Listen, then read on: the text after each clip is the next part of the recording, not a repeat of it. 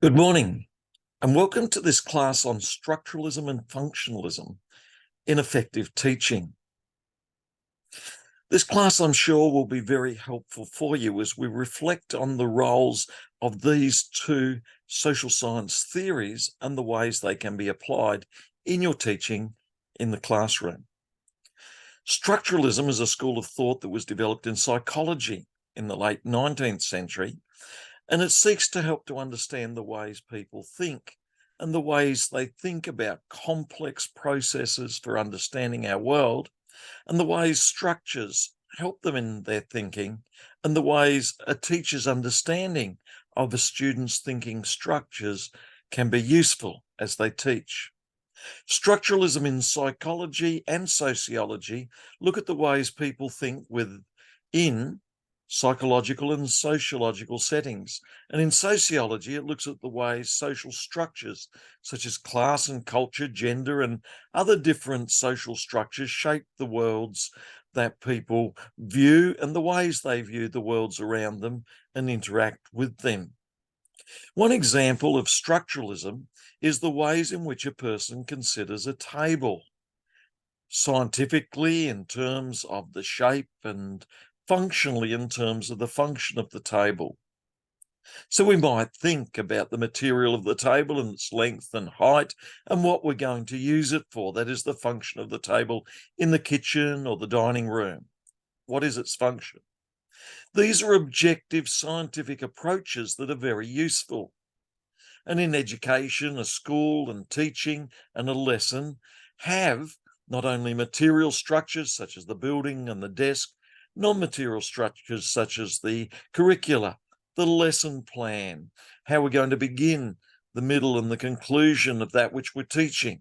And there can also be our behaviour management plan and structures that we have for the function of helping students to get on with one another and to learn.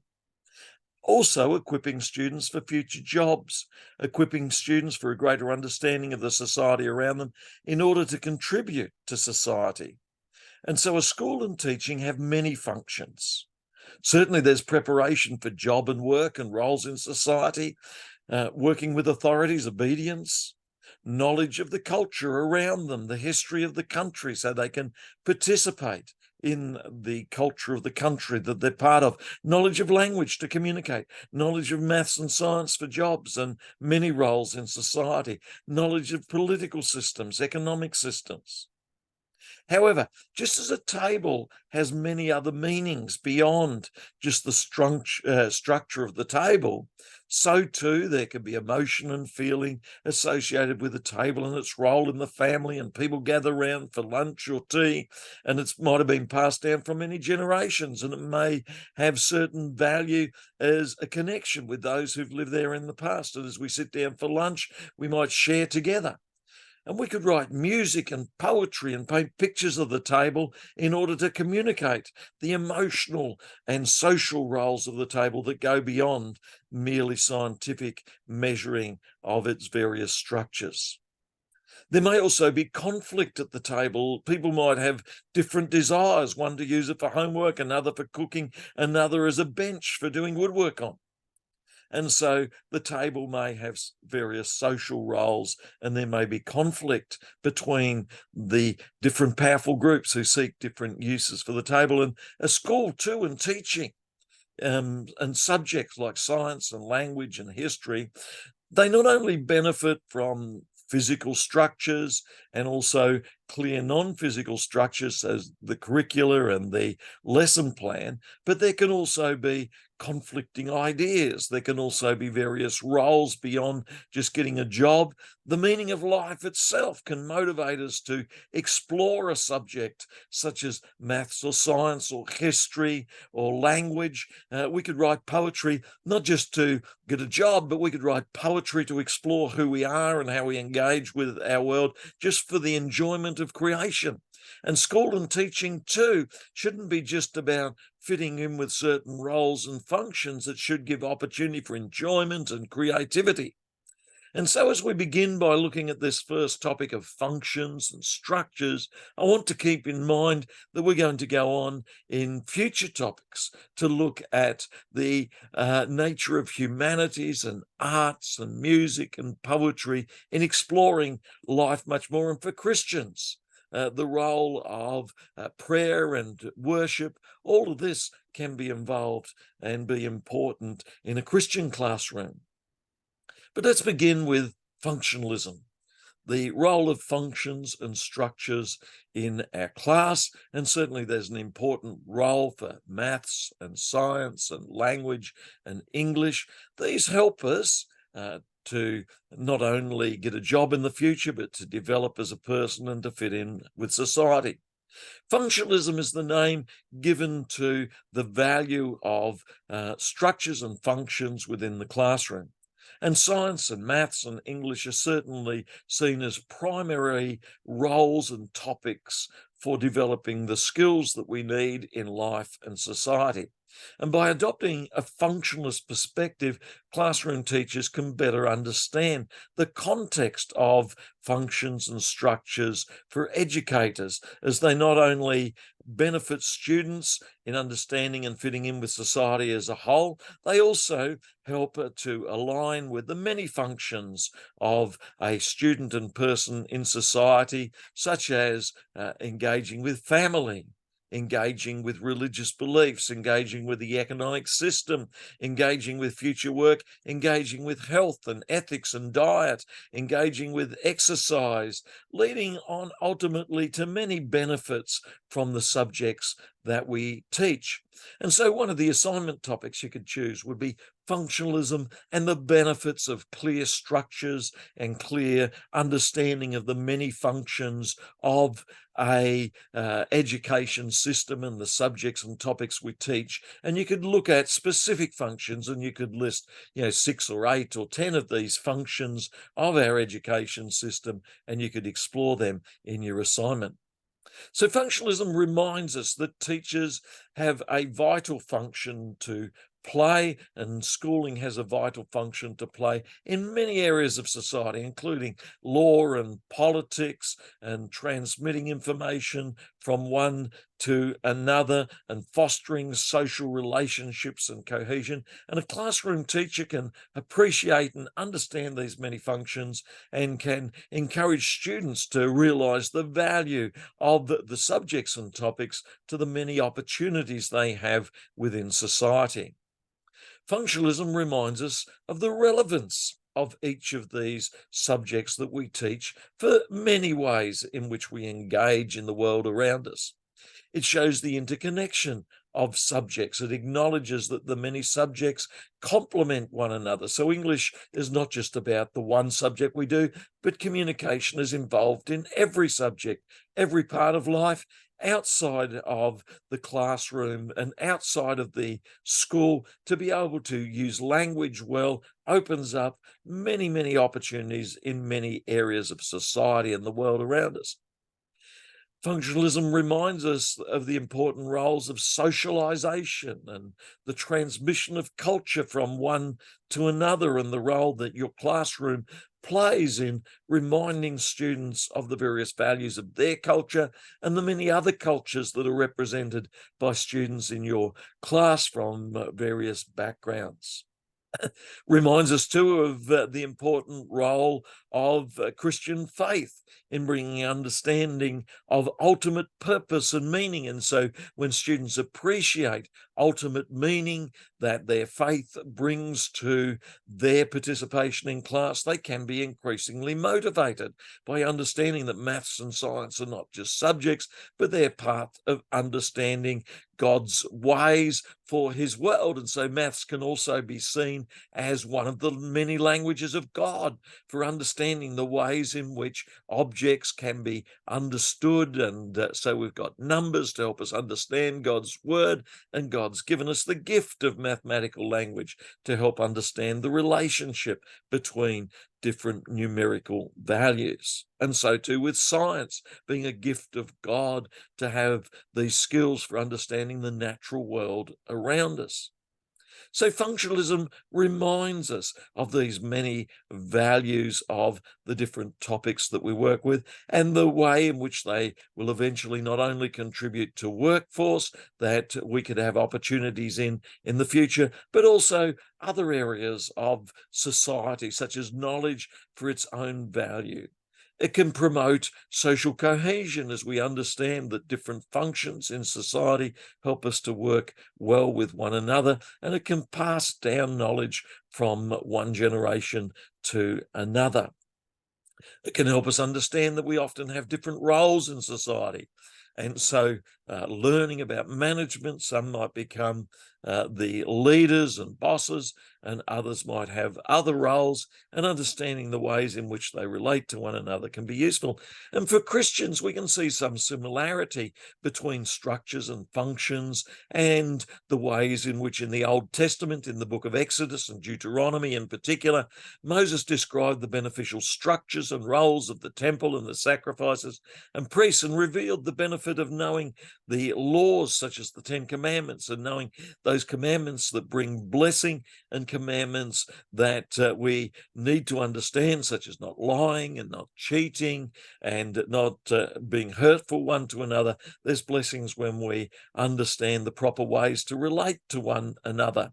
And then I'm reminded in the New Testament that there again can be teachings on wisdom and how to use the tongue well in the book of James, and how to love one another in the Gospels and in 1 Corinthians, such as 1 Corinthians 13.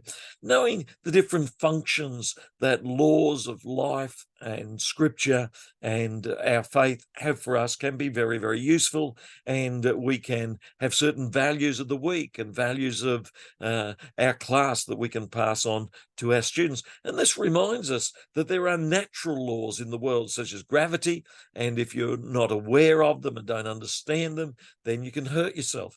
And there are also less visible rules and laws, such as the ways in which we can be kind to one another, and if we're not kind and understanding to one another, this can bring hurt to ourselves and one another and others. And applying this to teachers and teaching, we're reminded of the benefit of clearly expressed and well understood rules and guidelines for our classes and our students, and a well-structured learning environment. This can promote social integration, where we get on well with one another. This can promote control, where we're clear about the rules that are given early in our teaching and classes, so that people understand what are the ways to do well, to relate well to one another. This can promote also smooth social change as we transition from one area to another. So there's many benefits to teachers and class by understanding the structures and functions of our teaching. But you might be able to identify some of the weakness of an emphasis on functions and structures. And I'd like to encourage you to take down a few thoughts and ideas over a few moments if you've got time, and then to reflect on some of the notes that follow on the weaknesses of structuralism and functionalism. We'll have a pause here for a few moments while you write down some of your thoughts on the weaknesses of an overemphasis on functions and structures in the classroom, without considering some of the individual needs and differences of the students and the ways in which they might respond when they don't fit in with the structures and functions that are clearly given by us as teachers. And there are a number of weaknesses when we place an emphasis on learning about particular subjects and don't first listen to the students and their perspectives and their needs. There can also be a lack of critical analysis of what are the reasons that we are placing an emphasis on these functions and structures, and why we're not listening to the ways in which our students may understand or not well understand the functions and structures that we're presenting. This approach presents a static view of society. That is, our subjects are clear, easily understood, when this may not always be the case. It presents often a one-size-fits-all approach. That is, all of the students are required to fit in to the one structure and function that we present, instead of realizing that there's many individual differences in the views of the students and the ways in which they understand and engage with the topics that we present.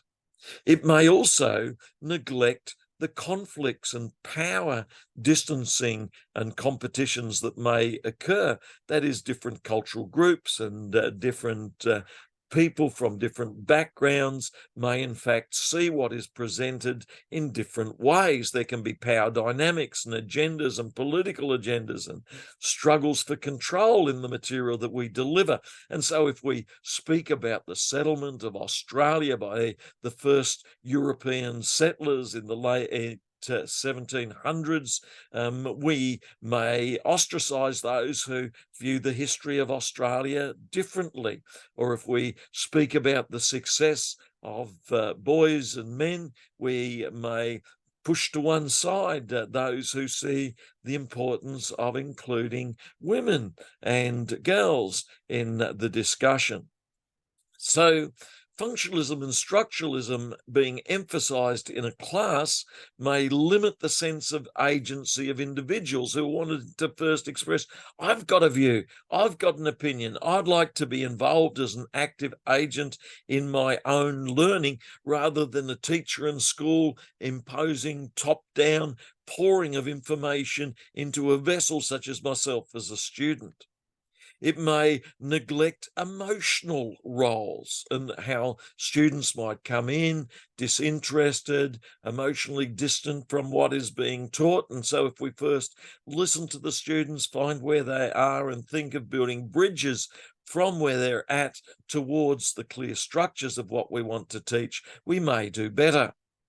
It may neglect the importance of cultural relativity, in that students may come from different cultural backgrounds and not fit in with the structure and function of what we present. And it may narrow educational goals to particular structures and functions, and it may undervalue other arts and humanities, such as visual arts and poetry and music. It may decrease intrinsic motivation. It may neglect personal development. And so to address these concerns, educators and policymakers and teachers can develop a more holistic curriculum that has many aspects to it, including art and music and drama. It may promote more the joy of learning, encouraging curiosity and creativity before we move into the more fixed structures. It may value diverse talents by the many different students. It may encourage critical thinking and critique of what we're learning, and may promote equal opportunity for all despite their diverse backgrounds. So critics of an overemphasis on structuralism or functionalism, structure and function, may argue that they tend to downplay issues of inequality and equality, and class divisions between the rich and poor, and those who already know and those who know less. So other perspectives that recognize there can be conflicts and recognize there can be different understandings of symbols and language and different ways in which people interact and socially engage can be more useful. So rather than using a cookie cutter approach, everyone has to fit in with our structure and function, which fails to see the benefits of a more holistic approach, which overemphasizes strong authority figures and rigid approaches and authoritarian approaches. It can be more useful to also be aware of the conflicts that may be existing within students and their approaches, and recognizing the benefits of other approaches that are more holistic, with the many benefits that we have listed here of having a more inclusive, balanced perspective, promoting equality, promoting the joy of learning, and promoting a more holistic curriculum design. So there's many resources that we could use. If we go to the Stanford Encyclopedia of Philosophy, Janet Levin has written on the nature of functionalism, and Brown has written also on the nature of functionalism in the International Encyclopedia of Social Science. And there's many other resources that I'm sure that you could find using a search engine such as Google Scholar, or by going to your college library and looking at the resources that are available on sociology of education and functionalism and structuralism. And some of you might choose this as one of the topics for your assignment. You may decide to focus on the value of clear structures and functions, and considering where students are going to move to in society, in particular roles and jobs and relationships with family and the rest of society and economics and all of the other things that are going on in our social world. That could be your topic, and you could look also at the strengths and weaknesses of this emphasis on structures and functions, and you could also engage with 8 to 10 to 12 or more scholarly resources, and you could develop quite a useful assignment here for your first of these assignments. And then in the next class or 2 or 3, we'll also go on and we'll look at the importance of considering conflicts that could be occurring, differences and individual difference, and then the role of language and symbols and understanding interactions and emotions. And you might want to choose those for your assignment. So before you choose on your assignment, I encourage you to look at these other topics as well, and to take some notes on the ways in which the insights from these classes can be applied to the classroom. So I'd like to encourage you now, as we conclude this lesson, to take a few moments after this video to write down what are some of the insights I gained from this lesson that can be used in the classroom. I'm sure if you do this, this will be very helpful to you. If you have any questions at all, do get in touch with myself, with your lecturer, or with other lecturers, and they'll be able to help you as well. It's been a joy to engage with you in this first class, or in this class, and I look forward to engaging with you in future classes as well. Dr. Sam Hay, it's great to meet with you through this video class at this time. Thank you, and I look forward to future classes as well.